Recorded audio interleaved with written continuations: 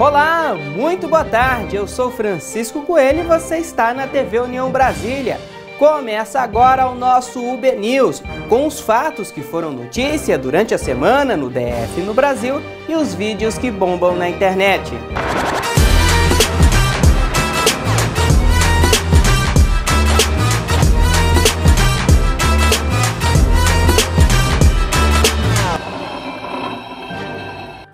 E você vai ver, o GDF faz novas restrições a bares e restaurantes com o aumento da pandemia do novo coronavírus. Ônibus tomaram a esplanada dos ministérios e também o projeto da nova ponte na região do Paranoá. A gente começa com a decisão do governo do Distrito Federal de restringir o horário de funcionamento de bares e restaurantes.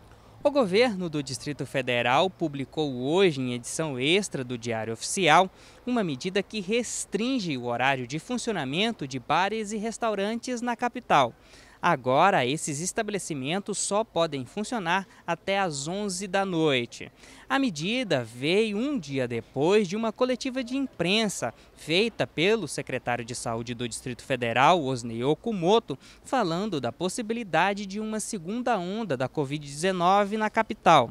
Aqui em Brasília, a taxa de contágio está em 1,3% e com isso a Secretaria de Saúde vai fazer um inquérito epidemiológico. São mais de 100 profissionais que vão visitar as 34 regiões administrativas do Distrito Federal, fazendo um mapeamento e testagens de Covid-19 para analisar a taxa de contágio do DF e com isso tomar novas medidas de segurança.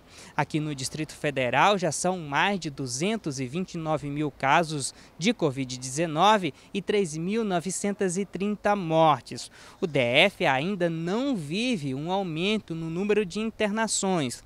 Os leitos de UTI estão com baixa ocupação e o número de mortes diária também está caindo. Apenas a taxa de contágio está em alta. O governador Ibanez Rocha disse que vai se reunir com o comércio local e também com autoridades de saúde para começar uma campanha de conscientização.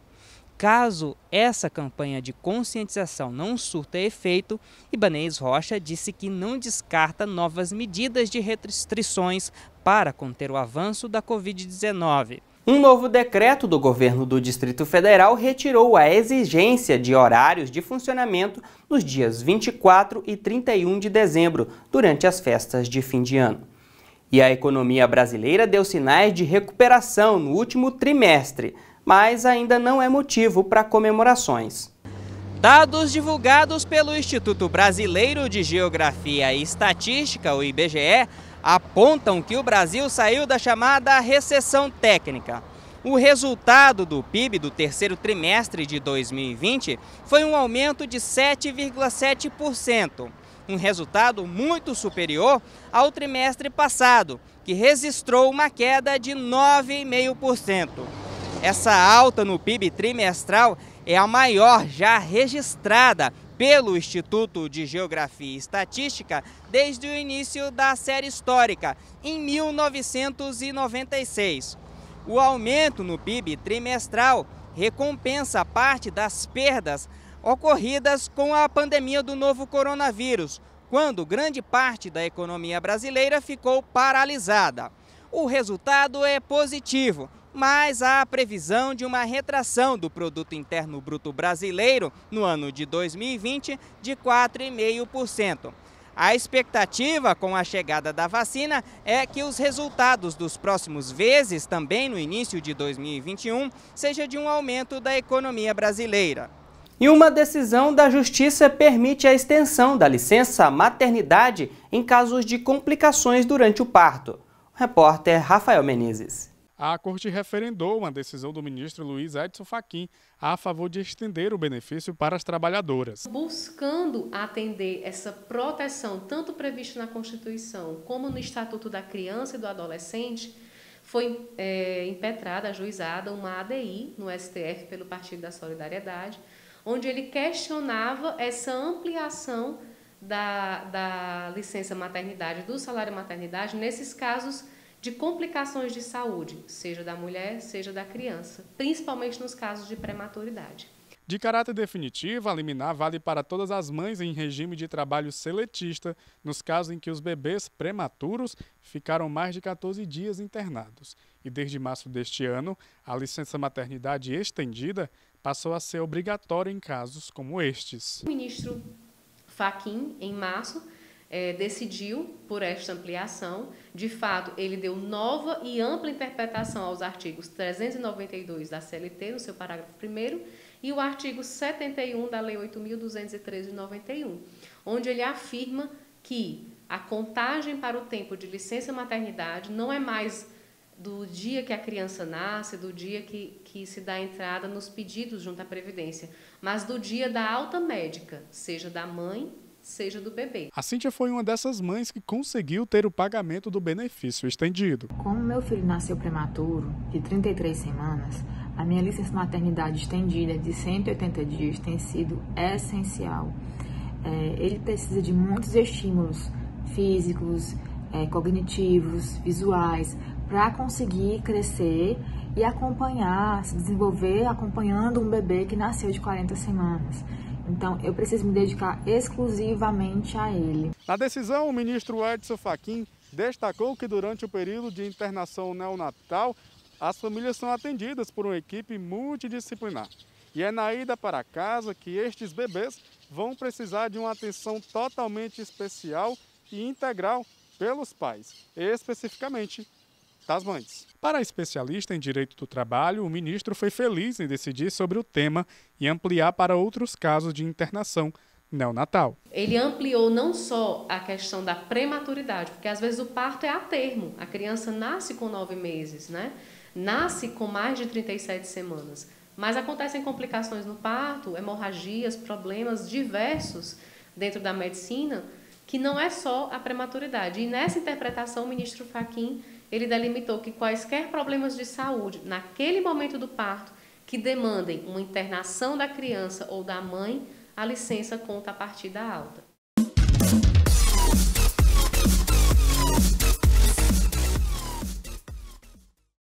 Natália Bittencourt fala sobre os seus procedimentos estéticos e cirurgias. A apresentadora Natália Bittencourt realizou recentemente alguns procedimentos estéticos e, em conversa com a nossa equipe, revelou se já fez cirurgias plásticas. Ela, que apresenta o quadro Viralizou no Balanço Geral amanhã, disse ao Estrelas do Quadradinho que fez preenchimento labial, clareamento dentário e botox. Todos esses procedimentos são apenas estéticos. Quanto às cirurgias, ela revelou que já fez, mas que hoje em dia não pensa em fazer novamente. Abre aspas. Coloquei silicone, mas retirei porque achei muito grande. Depois, coloquei uma prótese menor. Fiz cirurgia plástica e uma correção no nariz. Até tenho vontade de fazer lipo, mas não faria por agora. Com a cabeça que tenho hoje, não mudaria nada. Mudar só o que realmente incomoda. Precisamos nos aceitar. Fecha aspas, disse a apresentadora. Matheus Ribeiro termina um relacionamento com Yuri Piazzarolo. O jornalista e apresentador Matheus Ribeiro anunciou o fim de seu noivado com o policial Yuri Piazzarolo. Em postagem publicada em seu Instagram, ele demonstra que o término foi amigável. Abre aspas. Terminamos o noivado, mas seguimos admirando um ao outro. Seguimos amigos, fecha aspas, escreveu o casal nas redes sociais. Na semana passada, eles haviam publicado fotos juntos em um passeio no Lago Paranoá. Para quem pensou que estava tudo bem, se enganou. O casal já tinha 21 meses juntos e estavam noivos. Apesar de tudo, eles garantem que a amizade prevalece.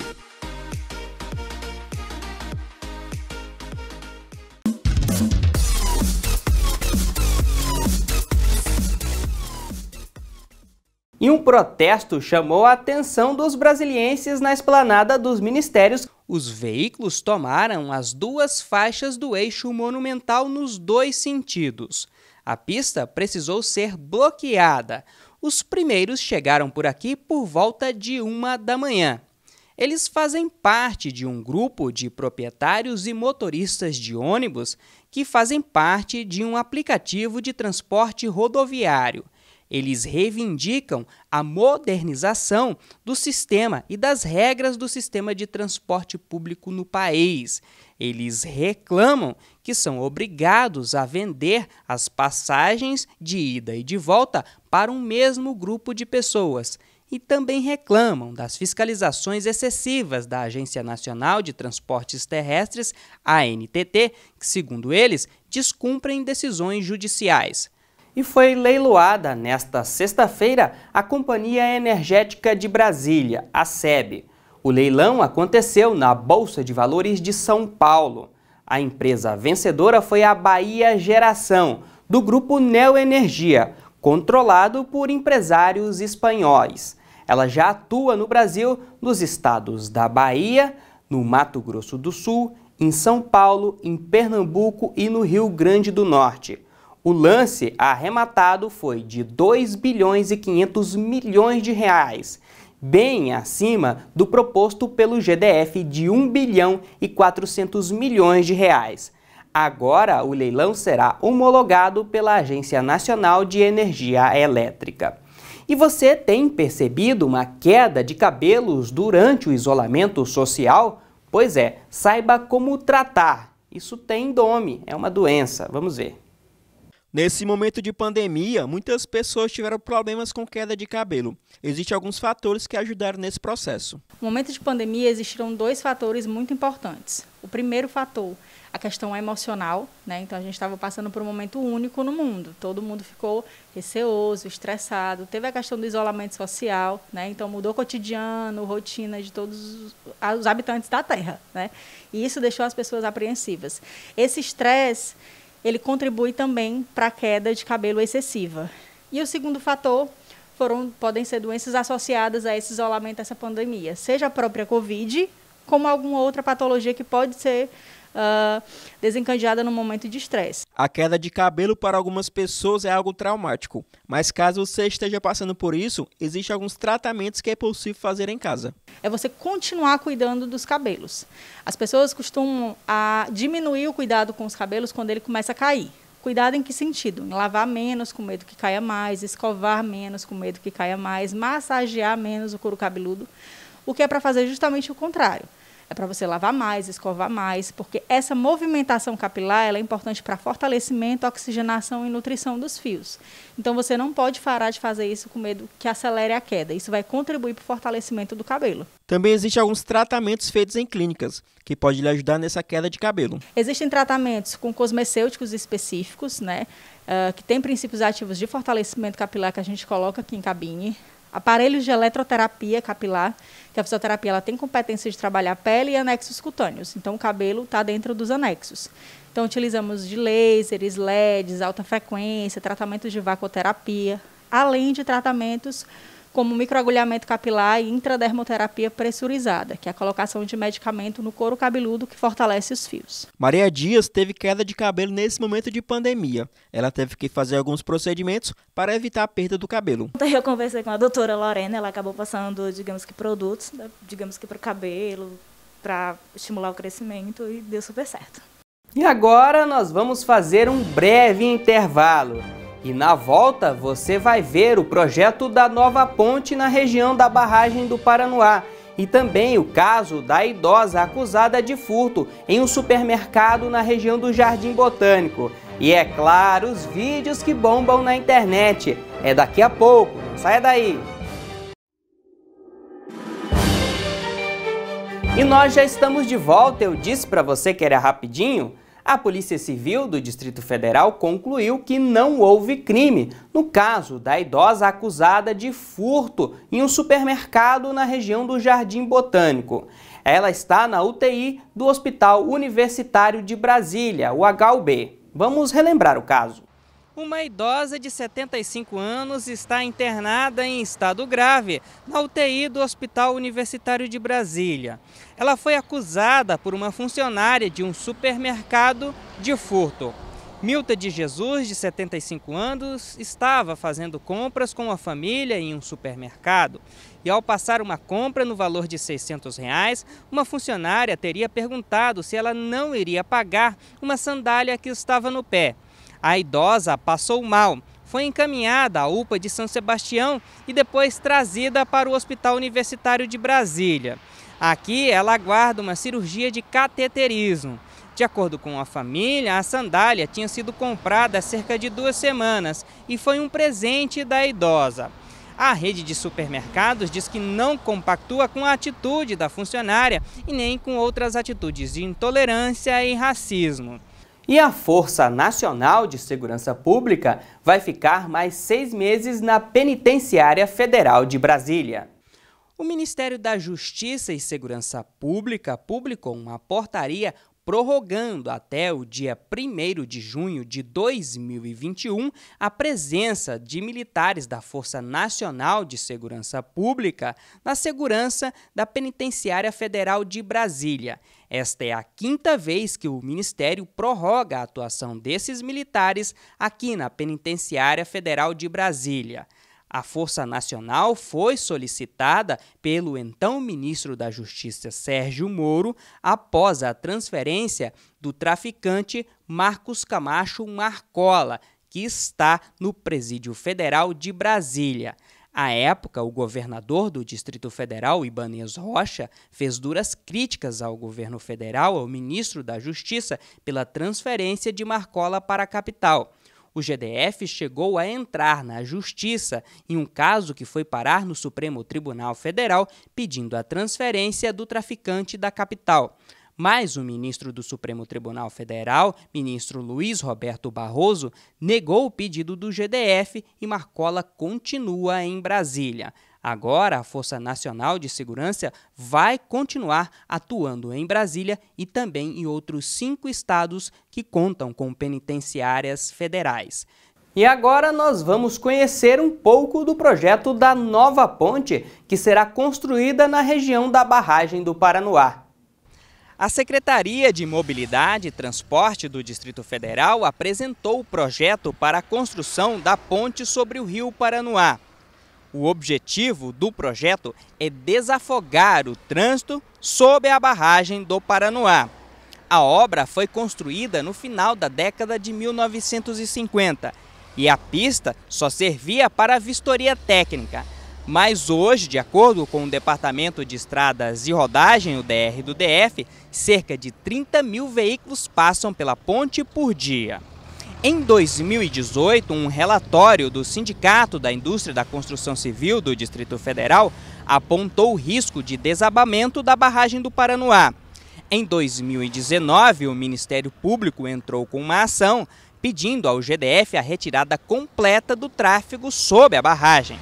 Agora, o governo do Distrito Federal estuda a construção da nova ponte, que terá 380 metros de extensão, com faixas duplas e também passagens de pedestres, assim como acontecem na ponte JK. A obra também prevê a duplicação da DF-001 até o Jardim Botânico. O projeto foi apresentado pela construtora JC Gontijo e a obra será administrada pela empresa durante 17 anos. O valor estimado do projeto é de R$ 228 milhões, mas será feito através de uma parceria público-privada. O governo do Distrito Federal não vai desembolsar recursos para a construção da nova ponte, mas, em contrapartida, vai ceder uma área próxima ao Jardim Botânico para a construção de um condomínio. A previsão é que a licitação aconteça já no segundo semestre de 2021 e a obra deve ser concluída em cerca de 2 anos. E agora chegou a hora que eu mais gosto do nosso jornal. São os vídeos que bombam na internet. Quem não quiser assistir a aula pode sair da sala.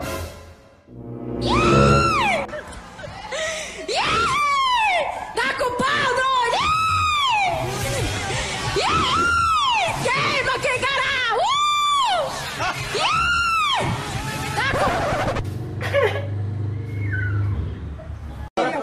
Eu já falei pra você não falar comigo. Eu disse pra você calar a sua boca e não falar comigo antes de eu ter porrada de você. Cala a sua boca!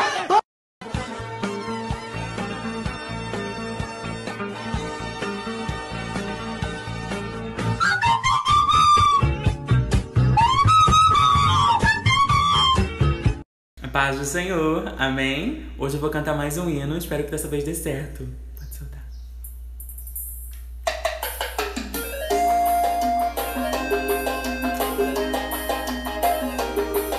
Ô, glória! Olha o forró santo aí! Mestre, eu preciso de um milagre, transforma minha vida, meu estado. Faz tempo que eu não vejo a luz do dia, estão tentando sepultar minha alegria, tentando ver os meus sonhos cancelados. Lázaro ouviu a sua voz quando a pedra removeu. Depois de 4 dias ele reviveu. Remove a minha pedra e me chama pelo nome, muda a minha história e ressuscita os meus sonhos, transforma a minha vida. Ah não, não vou comprar isso aí mais não, pode cancelar. Ah, mas aí você acaba com a minha vida. Cancelamento! Tá vendo, Zé? É mó difícil de cancelar o bagulho. Você não vem com um papelzinho escrito o que você tem que levar a dar nisso. Você é um responsável, sou. Quando eu era pequeno, minha mãe sempre dava o papelzinho. Senhor, eu só quero... Quieto! Você tá errado, seu suricato safado!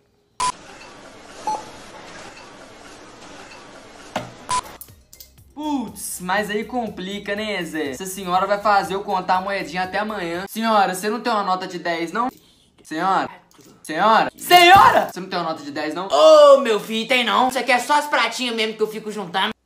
Nescau e Todd, Zé, você é doido, você só pode levar um. Perdeu, perdeu! Você veio no supermercado errado, meu amigo. Hoje não vendeu nada, só uma bananinha pra aquele cara lá, ó. Você tá zoando com a minha cara, Zé? Passa tudo. Ah, só se for a banana. Daqui, Zé. Aí, ó.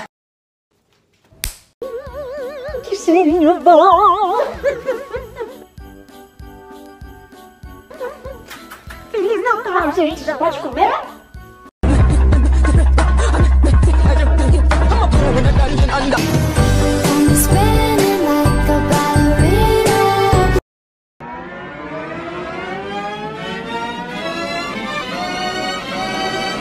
Eric!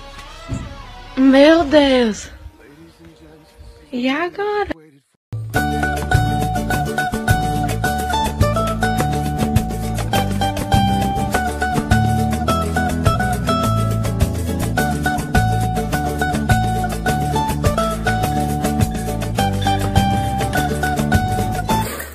Ah não, mãe, uva passa da água, pelo amor de Deus, né? As famosas uvas passas, viu? Quem não gosta, deixa passar a uva. Até me embananei aqui agora. Mas olha só, essa semana, no último dia 3 de dezembro, foi lembrado o Dia Internacional da Pessoa com Deficiência.